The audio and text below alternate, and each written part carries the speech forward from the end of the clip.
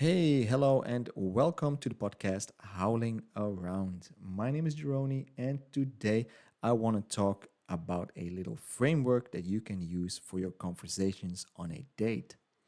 Have you ever been on a date where the conversation just felt off? Maybe it felt too surface level, or maybe it was really awkward, or it felt like it was more of an interview than anything else. And at that time, you wished you would have a framework or a simple way to create a good conversation, to create some rapport, to create some chemistry without forcing anything. Well, then today's episode is for you. I'm about to teach you a little thing which is called the LSD technique. Maybe some of you have heard about it, but it is a 3 step conversational method that makes you instantly more attractive on a date.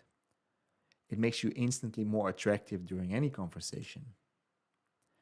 And the best part of it is, it's easy to use, it feels natural when you use it, nobody will know, and it will help you go beyond small talk and get to the things that you really want to talk about, to create deep connections. So let's get into it.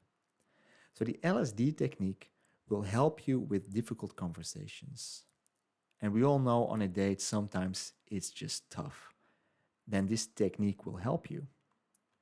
So the LSD technique consists out of 3 segments. The first one is L, the second one is the S, and then we have D.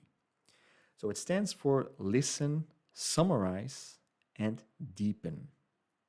And we can also substitute the S for sharing. And that's something that we will do in another episode. So today we're talking listening, summarizing, and deepening the conversation. Now, listening is basically your basic attack, right? It's super easy to do, and it is really crucial that you do it. Because if you miss the opportunity to listen well, it's like you've skipped the tutorial and you're trying to fight a final boss without knowing what to do. Now, why is listening important? Listening is the key to building rapport. If you're not actively listening, you're going to miss vital details. And that's not what you want. You want to pick up all the details so you can deepen your conversations later on. So, what a lot of guys do is we just wait for our turn to talk. It's like when you're playing a game and you're just pressing A to skip all the cutscenes. Nobody wants to be like that. Nobody likes that person. So listen. And listening means active listening, engagement. Most guys don't actually hear. No, I said that wrong. They do hear, but they're not listening. They're just hearing the words, but they're not listening. And the key is to be present. You don't want to just hear the words, but you want to listen. You want to know what she's actually talking about. You want to know what the emotions behind it are. So how should you apply it on a date? You want to be an active listener. First of all, nod. When she's saying something, just nod. Maintain eye contact. Don't make it creepy. Just a little bit of eye contact every now and then. You don't need to stare into her soul. Just keep it light. You want to smile. You want to smile a lot. Women love a guy who smiles. Can't stress that enough.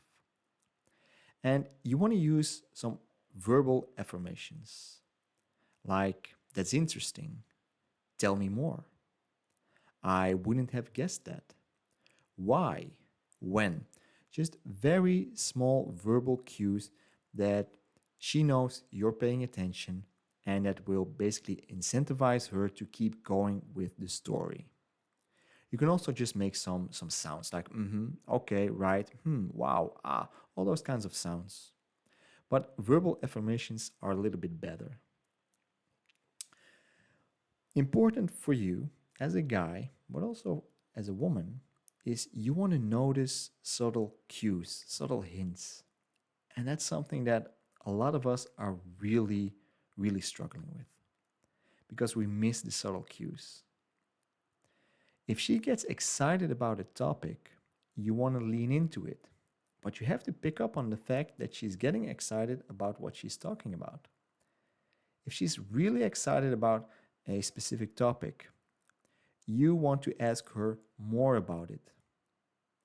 At the end of the day, she will feel very excited because all she has been doing is talking about stuff that she's excited about. So she's happy with the date. She's happy with you. She probably wants to go on a second date with you. And you don't want to be doing anything else besides paying attention, listen. And the only thing you should be multitasking is smiling, a little bit of eye contact, listening. That's the only thing you should be doing when she's talking. Nothing else. The second part is summarizing. And this is basically like a critical hit. If you do it right, you hit the spot. What is summarizing? Well, after you listen, you want to show your date, you want to show this woman that you're not a passive observer. You're not just hearing words. You're actually a guy who pays attention. So summarizing is like confirming that you've got it right, what she's talking about, and to notice or to figure out if you are off track or on track. That's important. So you want to summarize so she knows you've been listening, but also important for you to know if you got it right or if you're wrong. So let's say she's been talking about horses, and then you go, oh, so I understand you like dogs. Obviously, you're wrong, but she will correct you. She will say, no, I like horses. And then you can go, oh, it's horses, and you can continue the conversation. Or if she says, well, I like horses, you go, so I understand you like horses. And she will go, you got it right.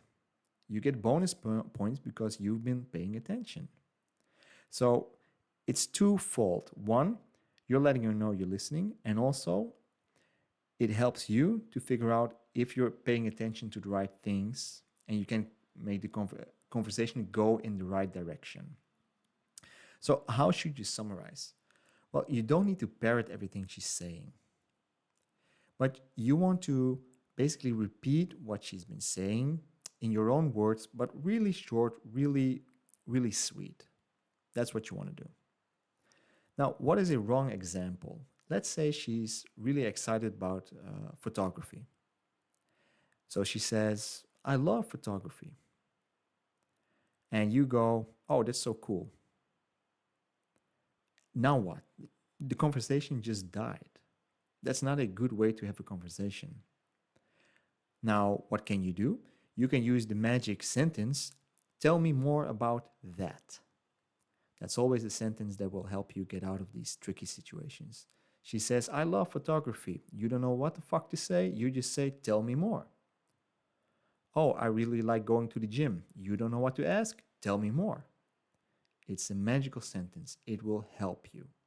Now, in this example, she says, well, I love photography, and you go, oh, that's so cool. And then the conversation dies. But a good example would be when she says, I love photography. You go, oh, that's cool. What is your favorite photo you've ever taken? And why? Or you can ask her, why do you love photography so much? And like I said, if you don't know what to ask, you can just say, tell me more about that. You got it? Just keep it really simple, confirm what she's been saying, and maybe ask another question. An example would be when she says, I love hiking. There's something about being in nature that resets me. Now, when she says that, I understand that most of us have the essence of what she's really saying. So you need to let her know that you got the essence of what she's saying. So you can say, oh, so hiking is like your escape? Is that like a way to clear your mind? Because basically, that's what she's saying. And she will go, yeah, you got it right. And then you continue by telling her, tell me more about that. That's super important. Now, sometimes when you say, tell me more about that, or you summarize and perhaps you ask a why, when question, and she seems a little bit hesitant to tell you more about a topic. and you say something like, well, it seems like there's a story behind that, and she's hesitant to tell you more. You can make light of it. You can keep it really fluffy.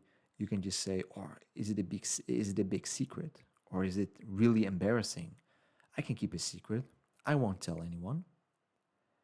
Right? So you open up and you let her know that it's okay, whatever it is that she wants to say, that you can handle it.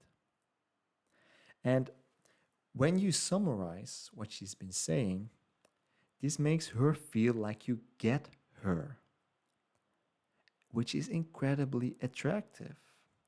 Because what will she say after the date ends to all her girlfriends? Oh, this guy, he totally gets me. Why? Because you pay attention and you ask, tell me more about that. And you summarize whatever she's been saying to you. So keep it short, keep it sweet, summarize, listen and summarize. So it is important because it lets the date know they've been heard.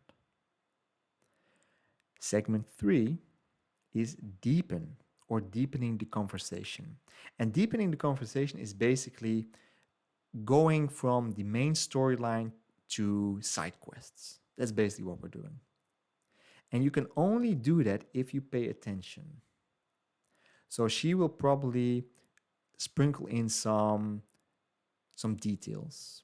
And if you pick up on the details, you can easily go on a side quest or on a side story, and she will tell you more about these little details if you pick up on them. If you don't, then you cannot go deeper in the conversation and you have a very tough time connecting with her. So, what does deepening the conversation mean?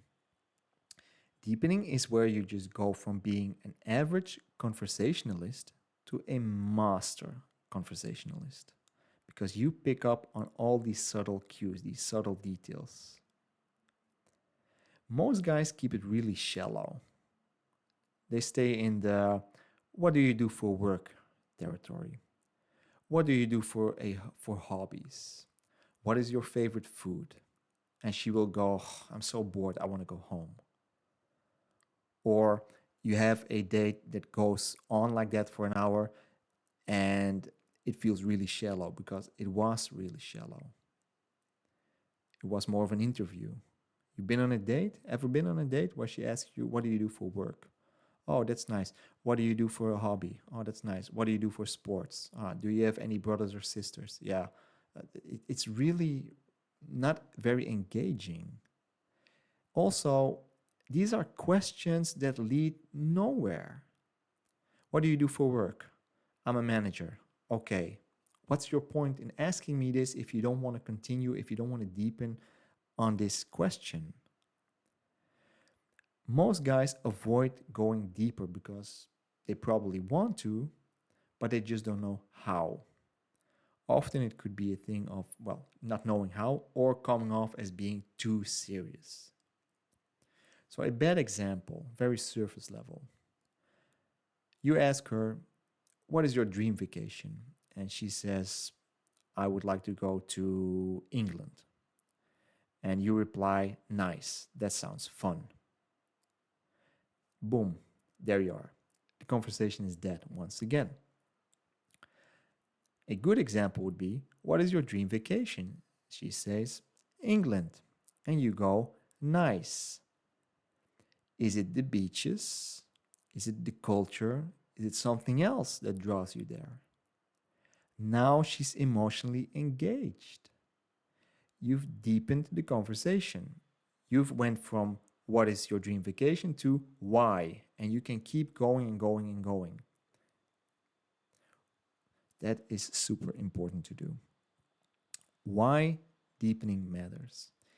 If you summarize the conversation but don't deepen, you've got a conversation that is as shallow as a bottle of water. And you're not looking for a bottle, you're looking for an ocean of shared experiences. That's why it is important to deepen the conversation. How can you deepen the conversation? It's actually very simple. You ask open-ended questions. Don't be afraid to go beyond the surface level. If she likes to talk about her love for hiking, ask her why. Ask her what is her most unforgettable hike. That's why it is important, and that's how you do it. So we'll go back to the photography. So if she mentions she loves photography, what's a photo you've taken that means the most to you? Boom, emotionally connected, because now she will talk about it. She will have emotions because she will talk about something that means a lot to her, and you're good to go. She talks about her dream career. Go beyond the surface level of what do you do for a living. Ask her what made you passionate about that job. Why? You can also be very playful with it. If you feel confident and you know a little bit about flirting and you want to, well, I don't want to say risk it because it's not very risky, but if you're up for it, for a challenge, and she says, I love photography, you can say something like, so you like photography, you think you can teach me? Or she says, I like hiking. You can go, so you like hiking because it clears your mind? That's awesome. Now, if we would go on a hike together, where would you take me? Now, the cool part about this is you're listening, you're summarizing, you're deepening the conversation, but also you're being a little bit flirtatious because you're setting it up as a potential future date. Because you are involving her and yourself in something that she likes to do. And you get her to think about you and her on a potential future date or on a potential photography session or on a potential hike. Deepening the conversation shows that you're invested. You want to know who she is, not just what she does. It builds connection, and connection is the true magic of a great date. And the deeper you go, the more likely it is that you'll both discover new things about each other. It's like unlocking hidden character traits. Super, super important. Let's have a look at some examples on how to use listening, summarizing, and deepening. You go, so what do you like to eat? And she says, well, I love Italian food, especially pasta. It's really comforting, but I also enjoy trying new things like sushi. I've had some for the first time last year, and it was surprisingly good. You summarize. You go, I got it. So Italian food is your go to, but you're also open to trying new cuisines like sushi. Oh, that's so cool. That's your summarization of what she's been saying. Now you want to deepen it. And you go, what was it about sushi that surprised you? I heard you say it was surprisingly good. What was so surprising about it? Was it the flavors or was it just the whole experience of trying something new? So you've been listening, you summarized, and you've deepened the conversation. And she will tell you more about her love for pasta, her love for sushi, and why she loves and likes everything. Another example, you ask her, so, what are your hobbies? And she tells you, well, I really enjoy painting. It's a great way to express myself, but I also like hiking on weekends. It helps me clear my mind. You summarize. You say, that sounds awesome. So, you love painting for self expression and hiking to unwind? I get why those two would be great hobbies. You see what you did there? She's telling you she likes something, but it's the emotion behind it. She wants to paint because it is a way to express herself, and she likes hiking to unwind. And you very simply summarized it in your own words. And now you got to deepen. How do we do it? You ask, do you have a favorite painting that you've done? Or a place you hike to that, or a place that you always go back to when you're hiking? Maybe something that gives you a very peaceful vibe. And if you're willing to be a little bit more flirtatious, you can go, well, would you maybe do a painting of me? Or would you like to maybe make a painting for me? I've got some ideas. Or if we would go on a hike, where would we go? Just like the previous example. You put yourself in the potential future for her. Another example. Let's say she says, I like reading. And you go, reading, huh?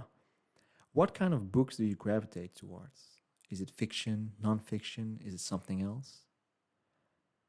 And she goes, well, mostly fiction, but I like memoirs too. And you can say, okay, so you like fiction. What is it really that attracts you about it? Or you can go something like, oh, that's nice. Do you have a favorite author or a favorite book that you find yourself returning to? That's what you got to do.